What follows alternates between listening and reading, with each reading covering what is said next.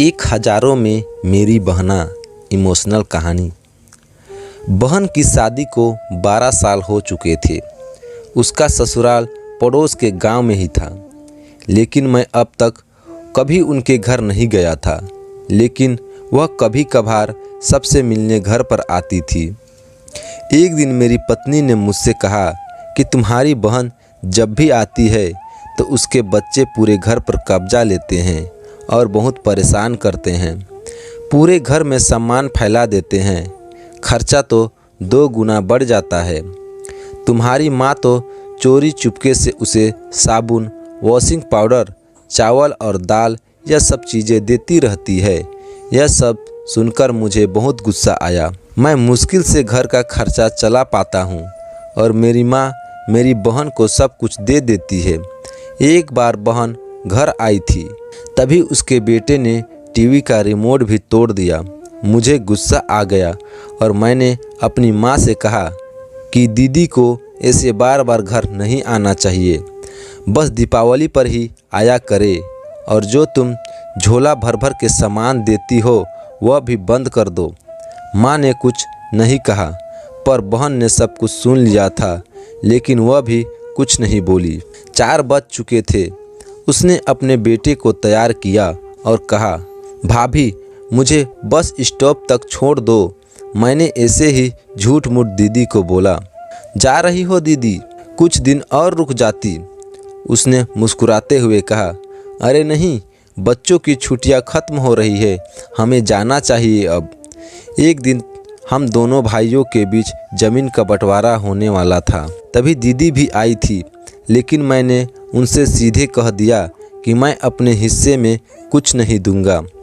माँ ने कहा कि बेटी का भी अधिकार होता है, लेकिन मैंने उसे चिल्लाकर कहा कि मैं उसे कुछ नहीं दूंगा। दीदी सामने बैठी थी पर कुछ नहीं बोल रही थी। अलग होने के बाद कुछ दिनों के बाद मेरे बड़े बेटे को टीबी की बीमारी हो गई। मेरे पास उसके इलाज के लिए बिल्कुल पैसे नहीं थे। मैं बहुत तनाव में था। ऐसे ही एक दिन मेरी बहन घर आई और मेरे पास बैठ गई। उसने अपना हाथ मेरे सिर पर फेरा और कहा कि तुम तनाव में हो क्या? मैं तुम्हारी बड़ी बहन हूँ। मैंने तुम्हें बचपन से पाला है। तुम्हें जानती हूँ मैं, और तुम मुझसे भी ज़्यादा बड़े दिखते हो। उसने अपने हाथों से सोने की चूड़ियाँ निकाली और मेरे हाथों में रख दी। उसने कहा, तुम पागल हो, तुम ऐसे ही टेंशन ले रहे हो। यह चूड़ियाँ ले लो और अपने बच्चे का इलाज करो। वह धीरे से बोली, चूड़ी के बारे में किसी को मत बताना, तुम्हें मेरी कसम है। उसने फिर से अपना हाथ मेरे सीने पर फेर दिया। उसने मुझे 1000 रुपये दिए, जिसमें 50 और 100 के नोट थे। शायद उसने बचत करके जमा किए होंगे।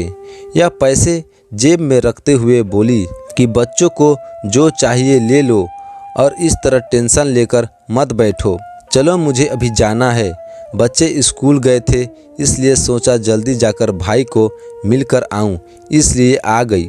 तभी मेरा ध्यान दीदी के पैरों पर गया। उसने टूटी हुई चप्पल पहन रखी थी और पुराना दुपट्टा पहना था। वह जब भी घर आती थी उसके कंधे पर हमेशा वही दुपट्टा रहता था। बहुत जल्दबाजी में चली गई और कुछ नहीं बोल पाया।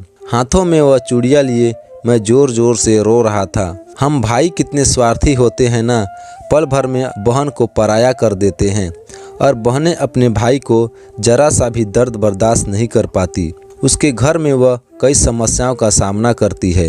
आपको यह छोटी सी कहानी कैसी लगी हमें कमेंट करके ज़रूर बताएं, और अगर वीडियो अच्छी लगी तो वीडियो को लाइक, शेयर और चैनल में नए हैं तो चैनल को सब्सक्राइब करना ना भूलें। धन्यवाद।